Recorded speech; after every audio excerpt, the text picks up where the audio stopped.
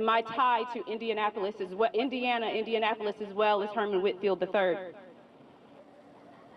Some of you may remember me from high school at IPS, Emmerich Manual on the South Side. You might also remember me from my time at IUPUI in my undergraduate studies. You might also remember me as a substitute teacher at IPS Public Schools, building sub for a couple years at IPS Middle School 108 back in the day. You might also remember me as a student at the law school, and then later I came back as an adjunct professor of law there. You might also remember me as an attorney at Indiana Legal Services, working with low-income Hoosiers to help them in whatever legal matters they may have had. And you might have remembered me at my time with the federal government as an attorney or with the state of Indiana. That's just to explain that I'm from here, and everything that happens here, no matter where I am, is impacting me too. So at no point have I ever lost or strayed from the love that I have for this community and the love that I have for the people here, and particularly the love that I have for the Whitfield family, who I feel is family to me. And what happened to Herman Whitfield III was a threat against me as well as his family, and it injured this community. And I'm here to speak out for that, speak out against that today as a matter that is not anti-police, but as a matter of human rights. This is a struggle for human rights, and let's be clear on that today.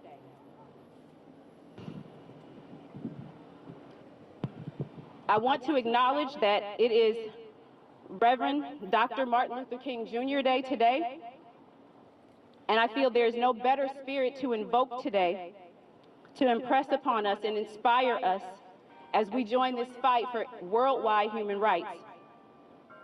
So I'll start with the quote. Never, never be afraid to do what's right, especially if the well-being of a person or animal is at stake. Society's punishments are small compared to the wounds we inflict on our souls when we turn and look away. With that said, I ask that we all take a brief moment of silence. I ask that we take a brief moment of silence to acknowledge our ancestors and our loved ones who devoted and lost their lives fighting for human rights, fighting for liberation, both in this city as well as worldwide.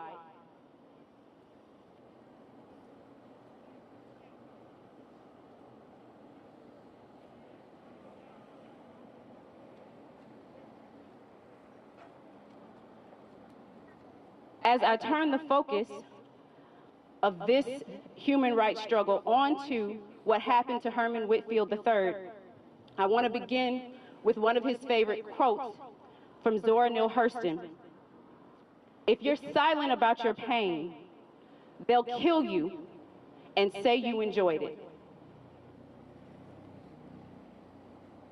For this reason, I would like to share the entire statement from the Whitfield family, detailing their experience of what happened on the morning of April 25th, 2022. Since April 25th, 2022, we have been in the depths of sadness, grief, trauma, despair, and fear after being forced to witness the Indianapolis Metropolitan Police officers brazenly brutalize and kill our son in our faces in our home. What we experienced that day and since is every parent's worst and continuing nightmare. However, we have summoned our faith, our courage, and our strength to share what happened that day because we need community support at this time, and we believe it is important for all of the Indianapolis community and the world to know what IMPD did to our son, us, our family, and this community. We also share this statement because we are only one of many families forever harmed by the epidemic of police violence, and we wish to publicly express our support and stand for justice with the many people in Indianapolis and throughout the country who have been recklessly traumatized and killed by this country's extrajudicial policing practices. Herman Whitfield III was a child prodigy, phenomenally gifted black pianist and composer, and our dearly beloved son. But whether Herman III was exceptional or ordinary does not matter. He was a human. He was beautiful, caring, gentle, and sensitive. He was a human. And he was a member of the Indianapolis community in need of compassion and care.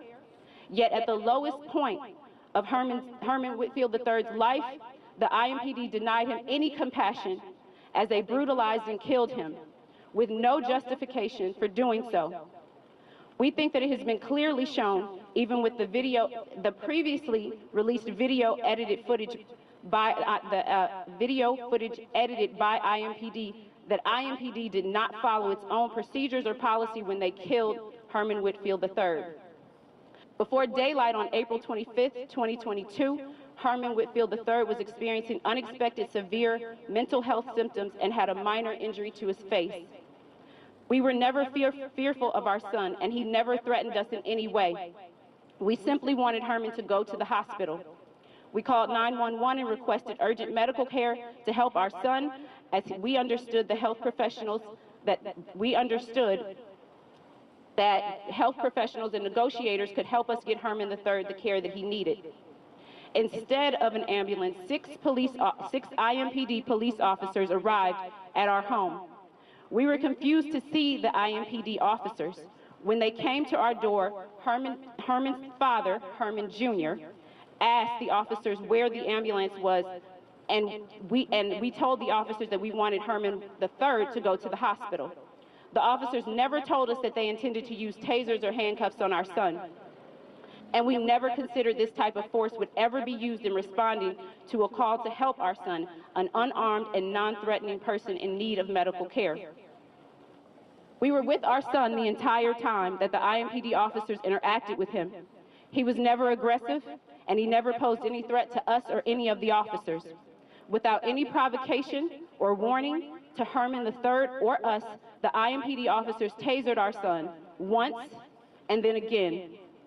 Then the officers double handcuffed him, kept him positioned with pressure on his chest, and didn't move him even after he cried out that he could not breathe. Then our son stopped speaking, and he stopped moving. When his mother, Gladys, repeatedly asked an IMPD officer what was wrong with Herman III, why he was not moving, the officer told them that he was all right, and they tasered him just a little bit. With this air of callousness and apathy, IMPD officers killed our son before our faces in our living room. According to the coroner's report, IMPD called the paramedics and waited about 3 minutes as our son lay on his chest and motionless on our living room floor.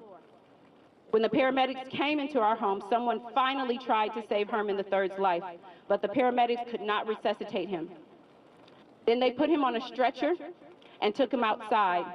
Within minutes of killing our son in front of us, IMPD officers searched our home without a warrant and without permission, and only obtained a warrant later. They also threatened to arrest Gladys when she told them that they did not have permission to search the home.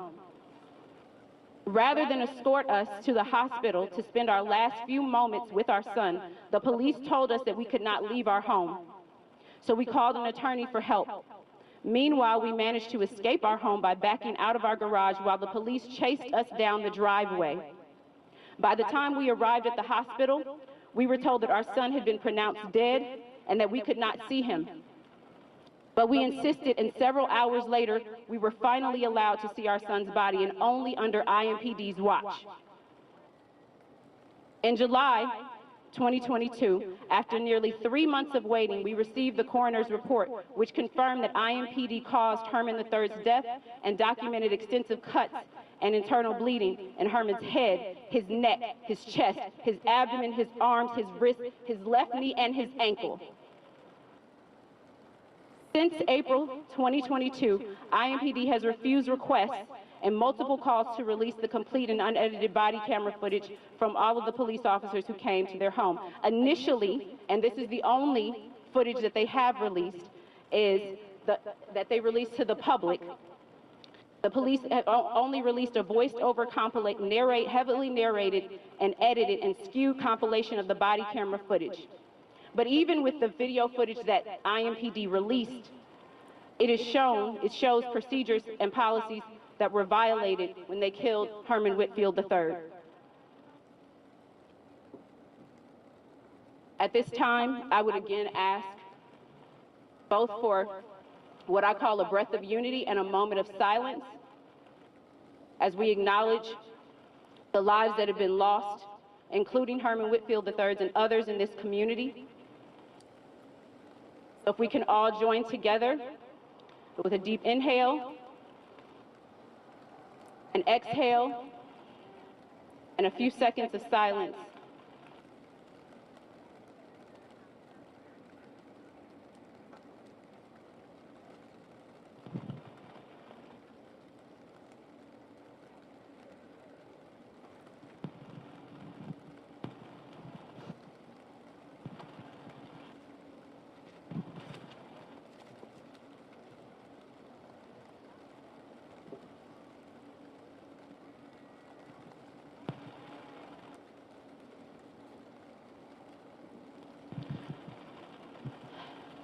I believe today, the daily count since Herman Whitfield III was killed, was electrocuted and suffocated, it has been approximately 8 months and 22 days. Demand 1 that Justice for Herman Whitfield III campaign has asked for was that there be release of the complete and unedited body camera footage for every officer who came to the home. As I mentioned a few moments ago, the city never complied with this for the purposes of the public. Fortunately, the Whitfield family's attorneys went to court, had to get a federal court order for the release of this footage that the public is entitled to. Fortunately for us, the community of Indianapolis, the Whitfield family and their attorneys released this footage, the expanded footage as well as the complete and unedited footage this weekend.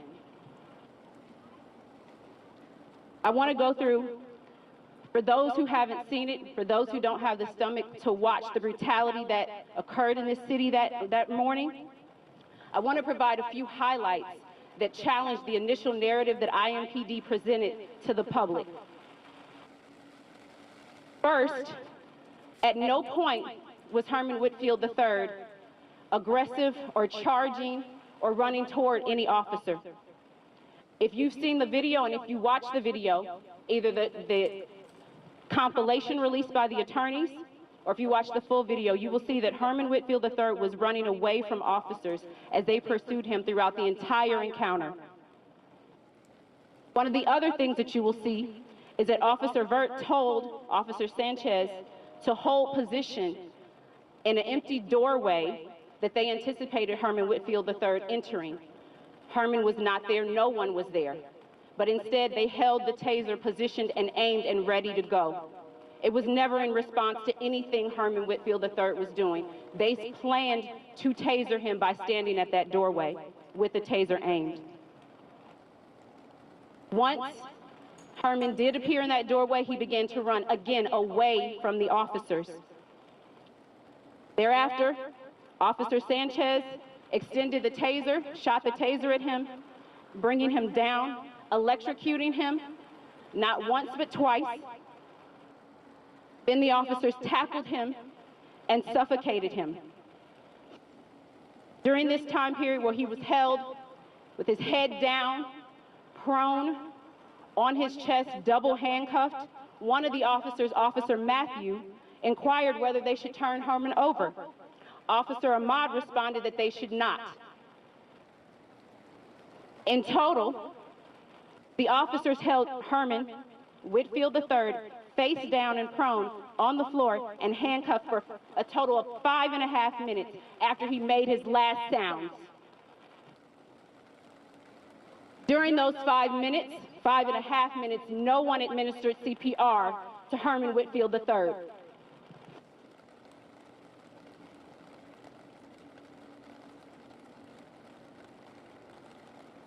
We understand at this time that at least the following orders, policies, and procedures that IMPD is mandated to follow were violated throughout this video.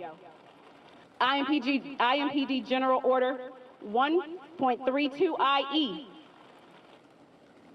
General Order 1.32IP, General Order 3.1B, General Order 8.1, and General Order 8.1 as far as some other clauses within that one. At this time, we'll move into our second demand, which has always been there. It's one of several and one of many to come. That IMPD at the city immediately terminate all 6 officers. Don't wait for criminal charges. Don't wait for the criminal process. These are your own policies. These are your own procedures that you know, that you're aware of, and everyone who's seen that video knows that these were violated. Don't wait for the criminal case to finish. Don't wait to see what the grand jury is going to do. You all know that these procedures were violated. Do it now. Take them off the street now. The community is concerned. The community is scared. Take them off the street now.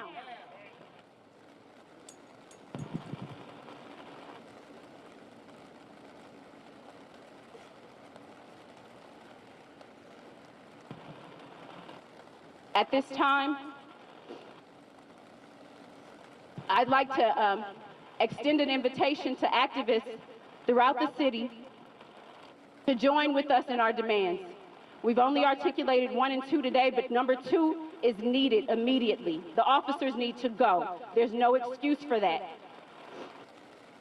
So we're asking right now, who will stand with the Justice for Herman Whitfield III campaign? So my question is, Bakery, Confectionery, Tobacco Workers, and Grain Millers International Union, Local 372A, will you join with us and stand with us in our demands for justice for Herman Whitfield III? Richie, will you please come up to share your thoughts?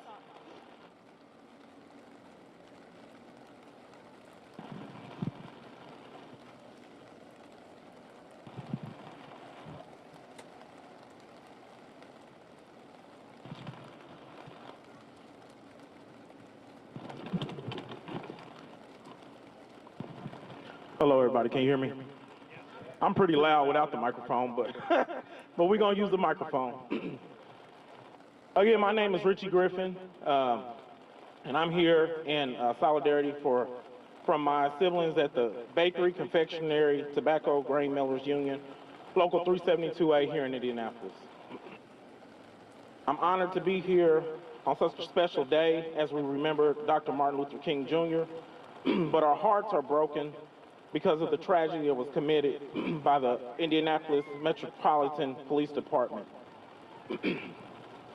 It's kind of hard because I live in the city. I've always lived in the city. I was born and raised here, so it's kind of hard to make this statement, but I will press on. We are here to send our love and our strength to the Whitfields as they continue to fight for justice. Furthermore, we are proudly joined in the demands for the justice for Herman III. IMPD has taken many lives that they were supposed to protect, and no family should be attacked by those who they call for help. We as a community are so desperately need human back in humanity. Herman III should still be with us and with his family today. From the state violence to medical and economic neglect The city waged war on its black and brown communities, members. This must stop now. For many, these fights have been for 3 days. For others, these fights have been for 2 weeks. For some, it's been 8 months. While for the Whitfield family, it has been all of that. It has been 8 months, 2 weeks, 3 days, 269 days total. Accountability won't come from the IMPD or the city of Indianapolis. It must be demanded and won by all of us.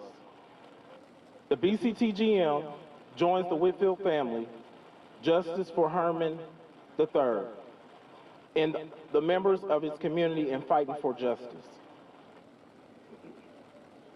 I just want to thank everybody, and I want to send a special thanks to all of the members here that came out to support us.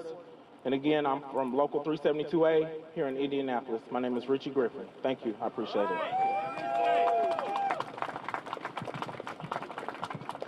Thank you so much, Richie, and Local 327A. So I pose the question again. Black Liberation Party, will you stand with the Justice for Herman Whitfield III campaign? I'd like to ask Kwame to come up and share a few words. I want to first start off by sending